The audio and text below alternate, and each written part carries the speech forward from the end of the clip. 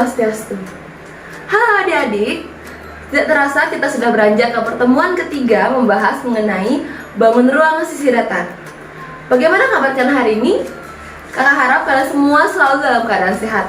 Ingat untuk tetap menjaga kesehatan dan jangan lupa untuk tetap semangat belajar di rumah, karena kemandirian belajar kalian akan menentukan hasil belajar kalian.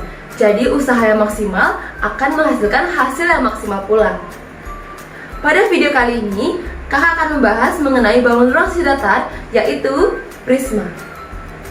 Adapun tujuan pembelajaran hari ini adalah: yang pertama, kalian mampu untuk memahami dan mengidentifikasi unsur-unsur prisma.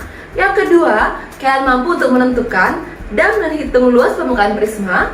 Yang ketiga, kalian mampu untuk menentukan dan menghitung volume prisma. Dan yang keempat, kalian mampu untuk menyelesaikan masalah kontekstual yang berkaitan dengan luas permukaan maupun volume prisma. Baik, kita langsung saja masuk ke materi. Perhatikanlah gambar yang kalian miliki. Yang pertama ada gambar tenda ini. Yang kedua ada gambar rumah ini. Perhatikanlah bentuk atap rumah ini dan tenda ini. Bagaimana bentuknya? Ya, jika kita gambarkan akan membentuk bangun ruang sisi datar seperti berikut ini. Bisakah kalian amati bagaimana ciri-ciri dari bangun ruang sisi datar ini? Ya, ternyata bangun ruang sisi datar ini memiliki dua buah sisi segitiga yang kongruen dan sejajar dengan tiga buah persegi panjang yang menghubungkan sisi-sisi segitiga tersebut. Nah, bangun ruang sisi datar inilah yang tergolong sebagai prisma. Jadi apa itu prisma? Ya, prisma adalah bangun ruang sisi datar yang memiliki bidang alas dan bidang atas yang saling kongruen dan sejajar dengan bidang tegak yang menghubungkan bidang alas dan bidang atas tersebut. Lalu, apakah bidang alas dan bidang atas prisma selalu berbentuk segitiga? Jawabannya adalah tidak. Bidang alas dan bidang atas prisma dapat berbentuk prisma segi 4, prisma segi 5, prisma segi 6, prisma segi 7, dan seterusnya sampai dengan segi n. Umumnya penamaan prisma yaitu didasarkan pada bentuk alasnya. Misalkan bentuk alasnya adalah segitiga, maka prisma tersebut dikatakan sebagai prisma segitiga. Jika alas tersebut berbentuk segi 5, maka prisma tersebut dikatakan sebagai prisma segi 5, dan seterusnya sampai dengan segi n. Terdapat pula istilah prisma beraturan dan prisma tidak beraturan. Prisma beraturan adalah prisma dengan bidang alas yang memiliki panjang rusuk yang sama.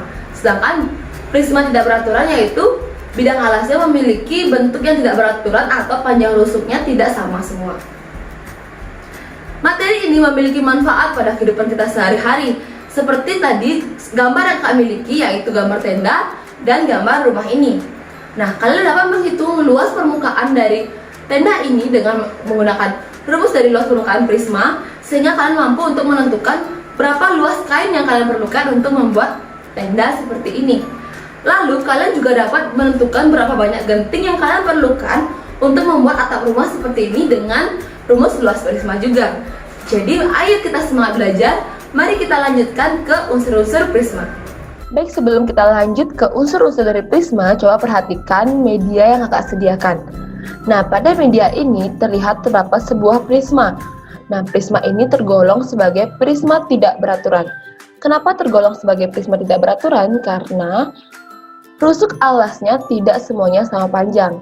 Jadi ini merupakan prisma segitiga tidak beraturan. Nah, misalnya kita geser titiknya seperti ini juga tergolong prisma. Lalu, jika prisma beraturan, maka bisa kalian lihat bahwa rusuk alasnya semua sama panjang. Seperti berikut ini. Dan seperti yang kakak jelaskan di awal, bahwa prisma tidak hanya merupakan prisma segitiga, namun sisi alasnya dan atasnya dapat berupa segi n. Nah, kita misalkan ini segi 4. Nah, ini merupakan prisma segi 4, tapi ini tergolong sebagai prisma tidak beraturan. Lalu, bagaimana jika prisma beraturan? Untuk alasnya segi 4. Nah, bisa kalian lihat bahwa akan membentuk bangun ruang balok seperti berikut ini. Jadi, tahukah kalian bahwa balok tergolong sebagai prisma? Karena balok memiliki sisi alas dan sisi atas yang kongruen dan sejajar yang dihubungkan dengan bidang tegaknya. Jadi sesuai dengan definisi dari prisma. Nah, balok tergolong sebagai prisma segi 4 beraturan. Begitu pula dengan kubus. Lalu ini juga ada prisma segi 5 yang tidak beraturan. Kita geser seperti ini. Nah, ini juga prisma segi 5. Ini prisma segi 5. Prisma segi 5 tidak beraturan.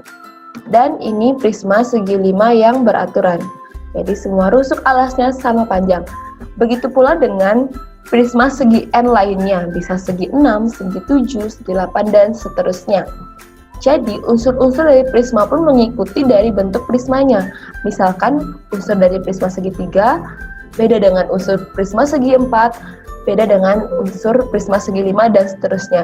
Jadi tidak mutlak seperti kubus dan balok. Baik, kita lanjutkan ke unsur-unsur prisma. Untuk unsur yang pertama, yaitu terdapat tinggi prisma. Tinggi prisma merupakan jarak antara bidang alas dan bidang atas dari prisma. Nah, seperti ini. Ini merupakan tinggi prisma. Ini juga merupakan tinggi prisma, dan ini juga merupakan tinggi prisma.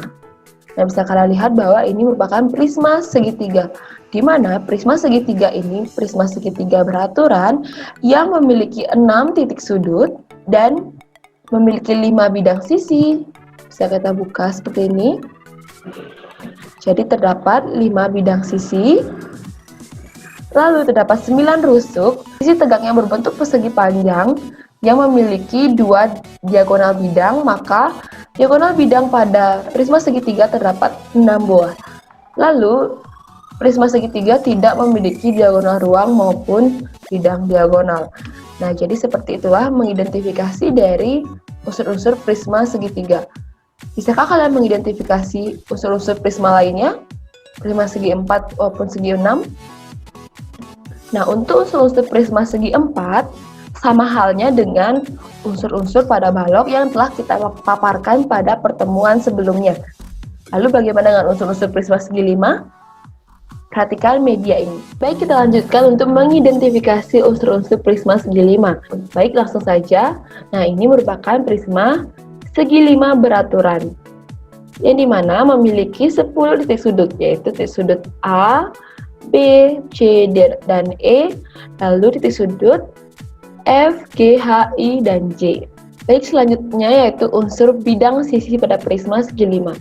Nah, prisma segi 5 mempunyai 7 bidang sisi, yang dimana 2 sisi berhadapan merupakan sisi alas dan sisi atas berbentuk segi 5, dan 5 sisi tegak berbentuk persegi panjang. Nah, ini merupakan sisi alasnya, dan ini merupakan sisi atasnya. Lalu, ini merupakan sisi tegaknya. Terdapat 5 sisi tegak, sehingga prisma segi 5 memiliki 7 bidang sisi.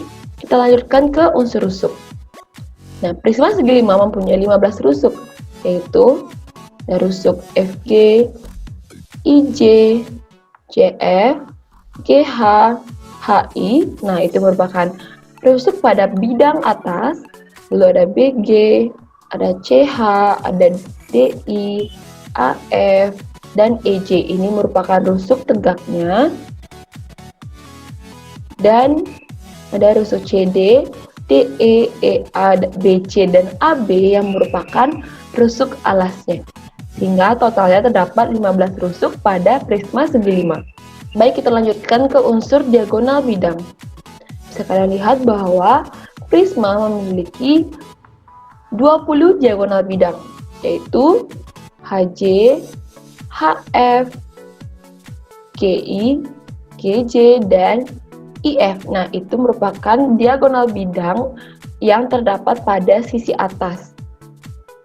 Terdapat 5 buah ya. Lalu terdapat diagonal bidang pada sisi bawah juga sebanyak 5 buah. Dan terdapat diagonal bidang untuk sisi tegak, yaitu ada EC dan AC, lalu ada DB dan BE, lalu terdapat EI, DC, DH, IC, CG, dan HB. Nah, karena bidang tegaknya terdapat 5 bidang tegak berbentuk persegi panjang, yang dimana setiap persegi panjang memiliki 2 diagonal bidang, maka terdapat 10 diagonal bidang untuk sisi tegaknya. Sedangkan terdapat juga 10 diagonal bidang untuk sisi atas dan sisi bawah. Untuk sisi atas terdapat 5, sisi bawah juga terdapat 5. Sehingga total dari diagonal bidang pada prisma segi 5 terdapat 20 buah. Kita lanjutkan ke unsur selanjutnya, yaitu diagonal ruang. Nah, bisa kalian lihat bahwa prisma memiliki 10 diagonal ruang. Diagonal ruang HE, HA, IA, IB, GD, GE, CB, CC, FD, dan FC. Jadi total terdapat 10 diagonal ruang. Lalu bagaimana dengan bidang diagonal? Kita lanjutkan. Nah, prisma segi 5 memiliki 5 bidang diagonal, yaitu, nah ini yang pertama, ada bidang diagonal EBGJ, lalu ada bidang diagonal ACHF, ada bidang diagonal ECHJ, bidang diagonal DBGI, dan ada bidang diagonal ADIF. Jadi, setiap prisma memiliki unsur-unsur yang berbeda. Tidak sama halnya seperti kubus dan balok yang mutlak unsur-unsurnya seperti itu, namun prisma disesuaikan dengan jenis dari prisma tersebut. Apakah itu prisma beraturan ataupun tidak beraturan, tentu akan memiliki unsur-unsur yang berbeda. Sehingga, berdasarkan pertemuan kita sampai saat ini, kakak harap kalian mampu untuk secara mandiri mengidentifikasi unsur-unsur prisma lainnya, baik dalam prisma beraturan maupun prisma tidak beraturan. Baik, untuk selanjutnya kita lanjutkan untuk mencari luas permukaan dari prisma.